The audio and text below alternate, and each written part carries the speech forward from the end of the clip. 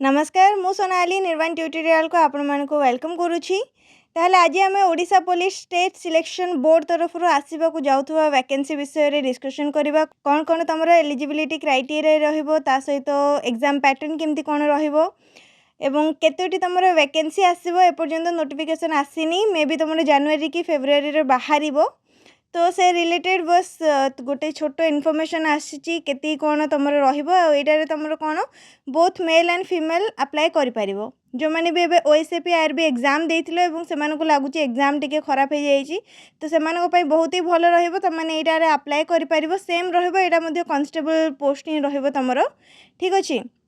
तो ओडिशा पुलिस तरफ ही वैकेंसी आसी आ कंडक्ट किए करुच्ची Odisha police state selection board OPSSB जहाँ को कहा जाए।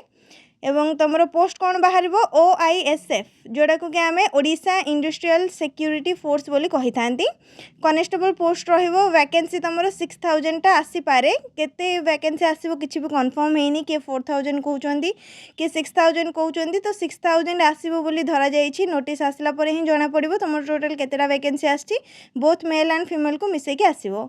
नेक्स्ट कैटेगरी तुम यहाँ कौन defence job application mode online रहिबो। ऑनलाइन ही अप्लाई करिवो। तापरे केबेटारू स्टार्ट होबो सेटा किछि जणा नहीं, सेटा आगु को अनाउंस होबो। नेक्स्ट तुम सिलेक्शन प्रोसेस रे कौन कौन रहिबो, रिटन टेस्ट रहिबो जोटा कि तुम एग्जाम रहिबो। एग्जाम रिलेटेड भी आम डिस्कशन करबा केते मार्क रो एवं कौन कौन सब्जेक्ट सब रहिबो तुम मानकर। नेक्स्ट तुम पीएमटी रहिबो। पीएमटी माने होची फिजिकल मेजरमेंट टेस्ट। तापरे पीईटी होची तुम physical endurance test, document verification, medical test. ए सब कौन सेटा मध्ये आगु को मु तुम मानू कहबी। एवं नेक्स्ट देख तुम एज माने केतिकी रहिबा दरकार। मिनिमम एज होची 18 वर्ष एवं मैक्सिमम एज होची 23 वर्ष। 23 वर्ष रो अधिक हो जाइतिले सेटा पई तुम माने अप्लाई करि परिबोनी। 18 रु 23 वर्ष भितर ही थिले एज तुम माने अप्लाई करि परिबो। आ बाकी एज रिलैक्सेशन हमर जेमिति रुहे सेमिति ही अछि। एससीबीसी मानक पई 5 इयर्स, एसटी आ एससी मानक पई 5 इयर्स एवं वुमेन मानक पई मध्य 5 इयर्स रो रिलैक्सेशन रहिबो।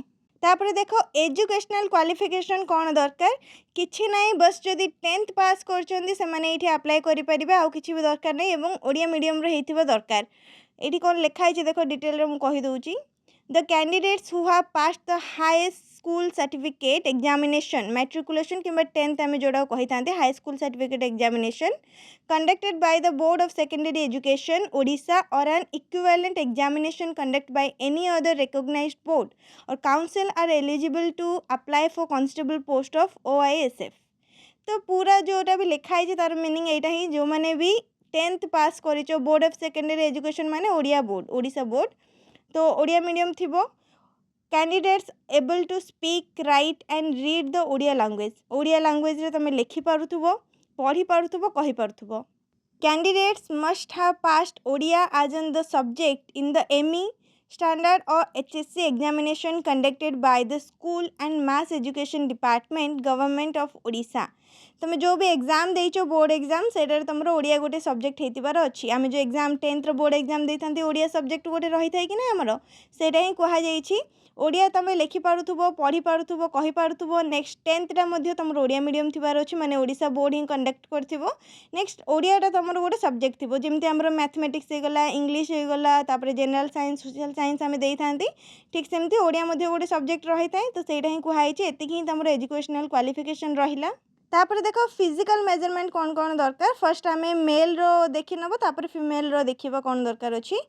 For UR and SCBC height 168 centimetre, weight 55 KG, chest 79 रो 84 सेंटीमीटर। एटा एससीबीसी ऑन रिजर्व कैटेगरी पाई। नेक्स्ट देखो एससी एसटी पाई कौन रही।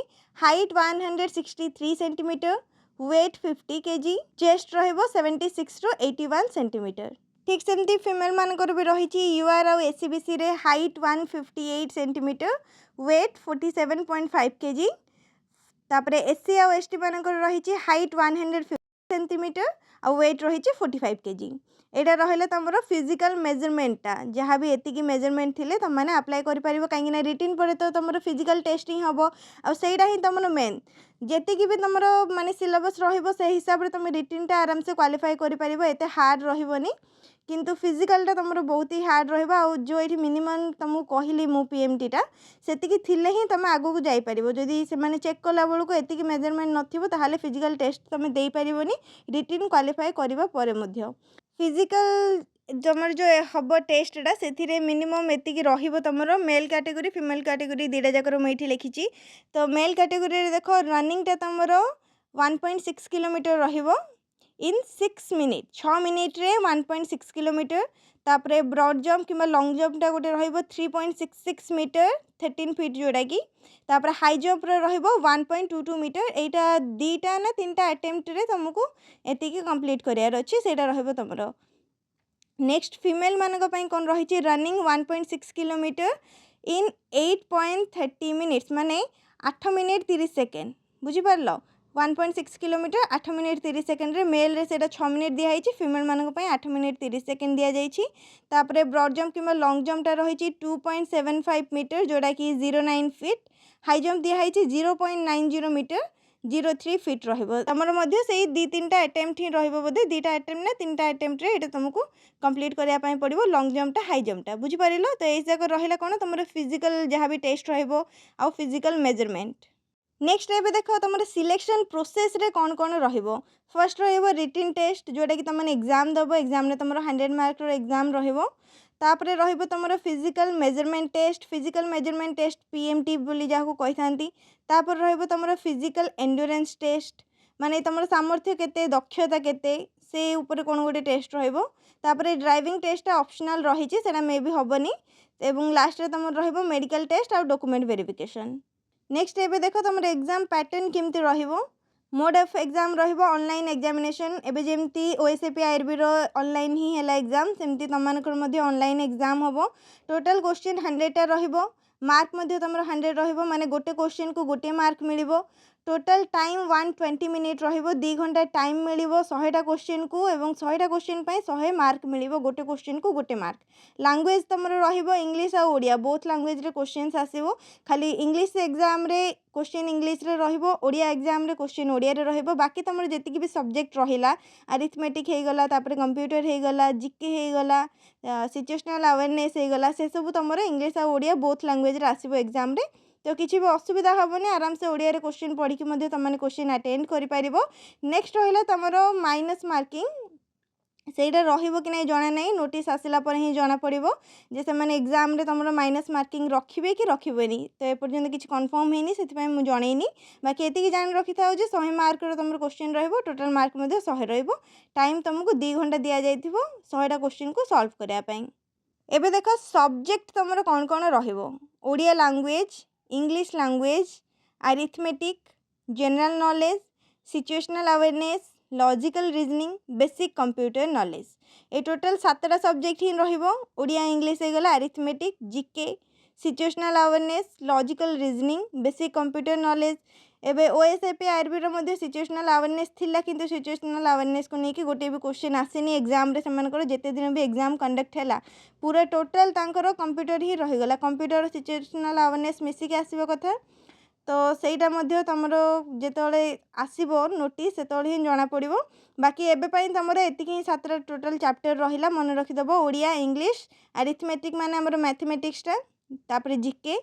सिचुएशनल अवेयरनेस किबा एसए रीजनिंगटा रहिबो बेसिक कंप्यूटर नॉलेज आउ को दिन आमे पूरा डिटेल रे आरो सिलेबसटा मध्ये डिस्कशन करनबो जे ओडिया रे तमरो कोन कोन टॉपिक रो आसीबो इंग्लिश रे सेमती मैथ्स रे जीके रे सिचुएशनल अवेयरनेस रे रीजनिंग रे कंप्यूटर रे जहाँ भी सिलेबस रहिबो सेटा मध्ये पूरा डिटेल रे जणाई देबी नेक्स्ट देखो एग्जाम पई तमे जो अप्लाई करिवो ए पर्यंत तो नोटिस आसीनी जेतल भी नोटिस आसीबो तमनको कोन कोन डॉक्यूमेंट दरकार पड़िबो गोटे वैलिड ईमेल आईडी ता सहित मोबाइल नंबर जोटा लिंक हेथिबो नेक्स्ट रहा तुम educational qualification marksheet and certificates जहाँ भी सर्टिफिकेट रही है क्वालिफिकेशन मार्कशीट 10th पर भी अप्लाई कर तो 10th मार्कशीट और सर्टिफिकेट दरकार पड़ो तापर स्कैन पासपोर्ट साइज फोटोग्राफ दरकार पड़ो एवं तुम सिग्नेचर नेक्स्ट रहा तुम आइडेंटिटी प्रूफ किसी भी हो पारे Aadhaar card voter ID card driving licence हो पारे तापर स्कूल कॉलेज किंबा किसी भी आईडी सेटा तुम देई पारिबो जोड़ा भी तुम आइडेंटिटी प्रूफ रहिबो Aadhaar card voter ID card मध्ये तुम देई पारिबो